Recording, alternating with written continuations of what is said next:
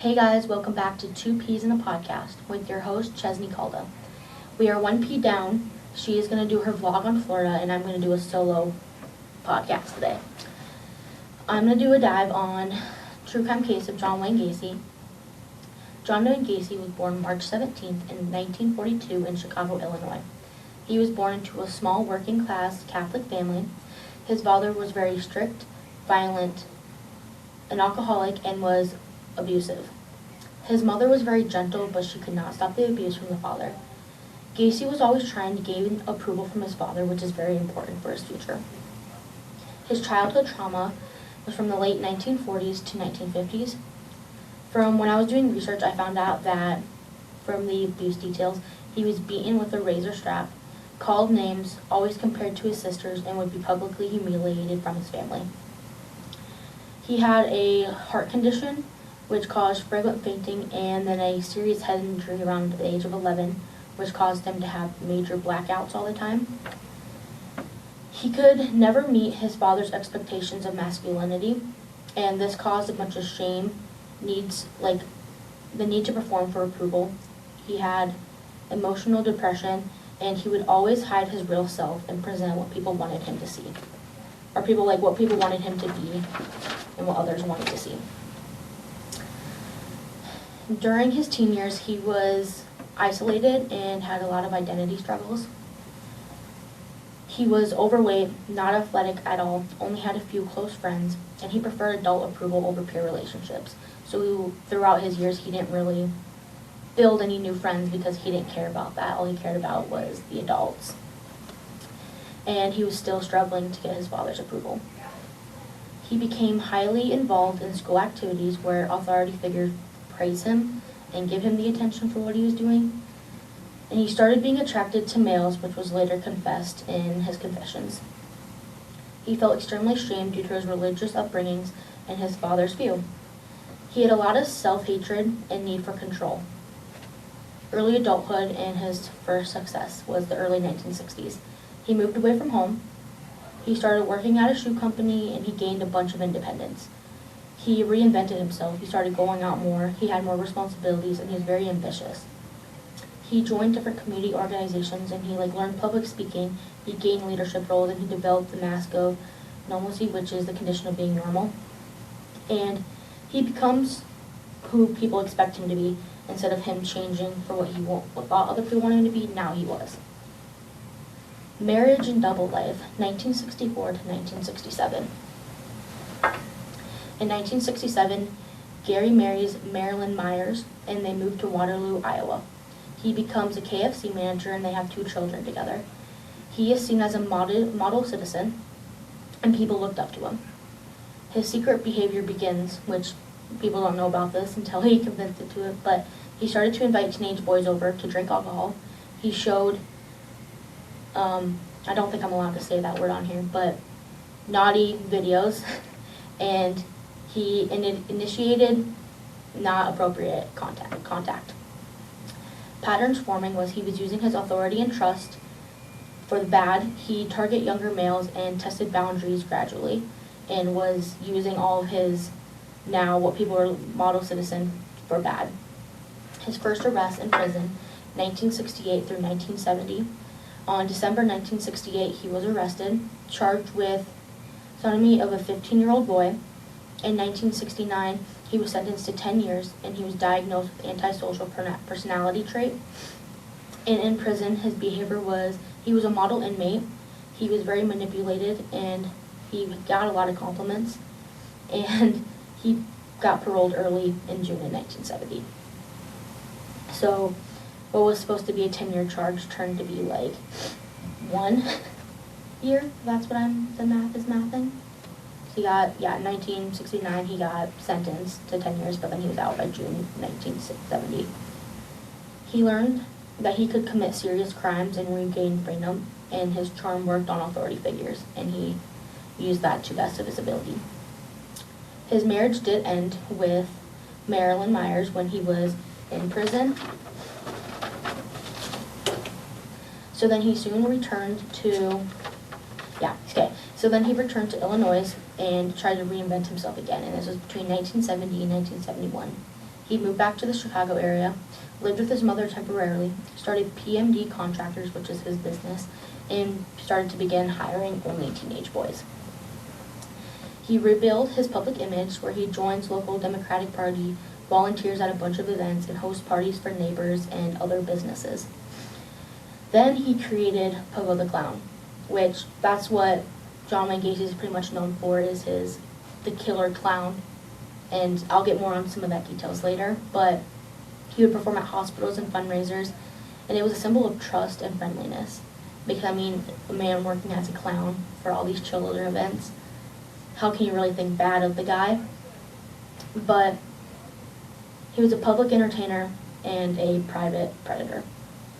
His first murder, January 2nd, 1972, his victim was Timothy McCoy at the age of 16. Gary picked him up from Greyhound Station, and McCoy stayed overnight at Gacy's house. Morning, there was confrontation in the kitchen, which Gacy claims it was self-defense, and the evidence proved that it most definitely wasn't self-defense. There was multiple stab wounds on the victim, there was no sign attack on Gacy, and it indicates that it was rage and not defense. So pretty much Gacy lied about saying it was self-defense, and all the evidence pointed that it was absolutely not self-defense, and there was no way it was. But he didn't experience any consequences, and he buries the body in the crawl space. He later says that this is when he realized he could kill and not get caught. Marriage, Family, and Bodies Under the Floor, 1972 to 1975. In 1972, Gacy marries Carol Hoff, and her children, so his stepchildren, are living in the house with them. There's already bodies beneath the floorboard, and the life upstairs there's always family dinners, neighborhood parties, business operations, but below the floor there was decomposing victims. The wife complained about the smell from the bodies, and Gacy just blamed the sewage problems. And then the wife moves out in 1976, where the normal suburb life literally was just built on lying violence. So her and her kids are gone now. But now he is refining the method, 1973 to 1976. He started getting a consistent killing pattern. He would job offer, trust, handcuff trick, assault, and strangulation. Which I might have to blur a bunch of these words up because I don't know which words I can say on YouTube and not get demonetized. But he buried the victims in organized roll. Lime was used, and personal items were kept as trophies, which later helped his arrest. And some victims were held for hours, and he liked the dominance, being able to dominate them, and yeah, he became more confident with it now, and he was getting used to doing it and not scared anymore. Escalation and isolation, 1976 through 1978. After the family leaves, full control of the house. He increases his alcohol use, and the murders become more frequent. He runs out of space under his house to hide the bodies, so he begins dumping bodies in the Des Plaines River.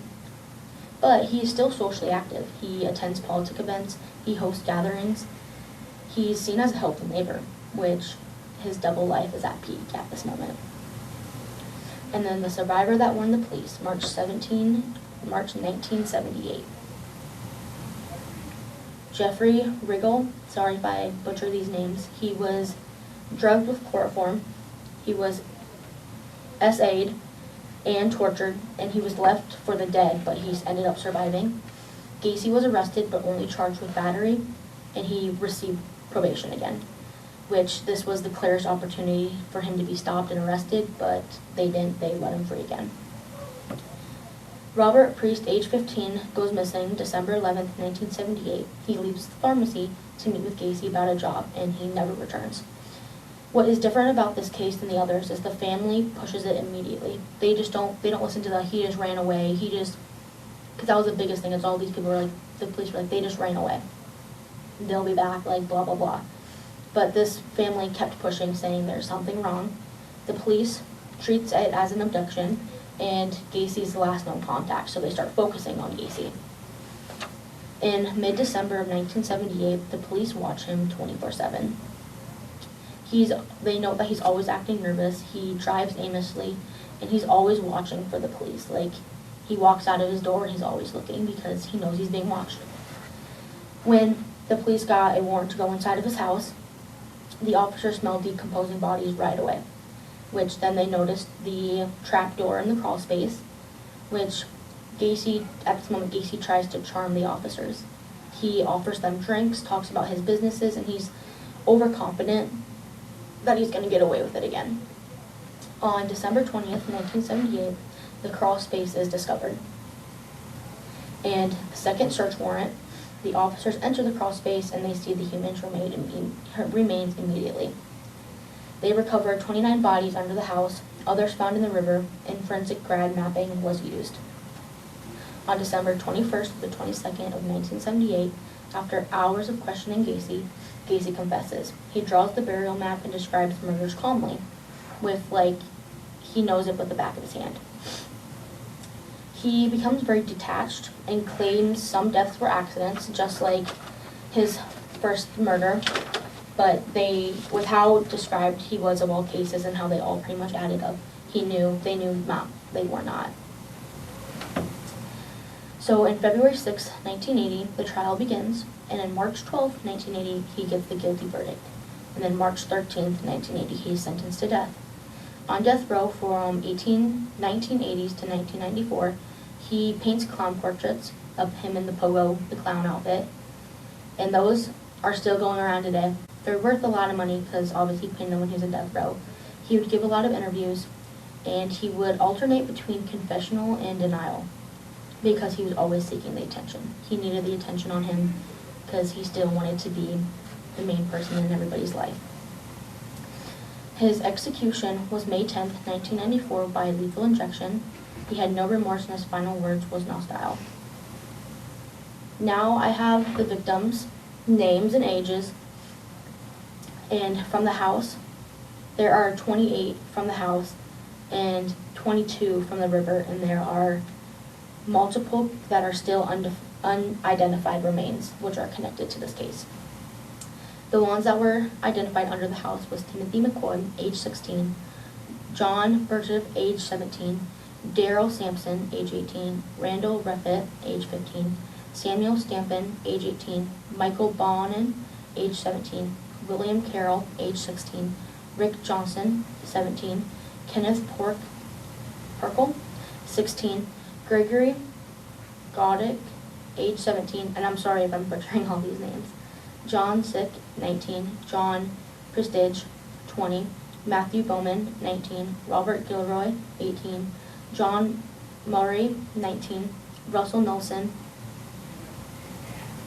21, Robert Winch, 16, Tommy Boying, 20, David Tosma, 19, William Bundy, 19, Gregory Marriott, 18, Michael Marnio, 14, William Kindner, 19, Timothy O'Royal, 20, Frank Langson, 19, James Hickelson, 16, Michael Alberton, 17, and Robert Price, 15. And the 4 that were found in the river was Timothy O'Round, age 20, and Franklin Lannon, 19. James Hackinson and Francis Alexander, age 16 and 21. They weren't identified right away, but later on their DNA got more recovered and they were found out.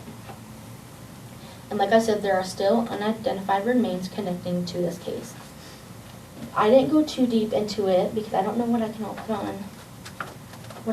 on YouTube, but that was a little background of true crime from John Wayne Gacy. This is 1P in a Podcast, out.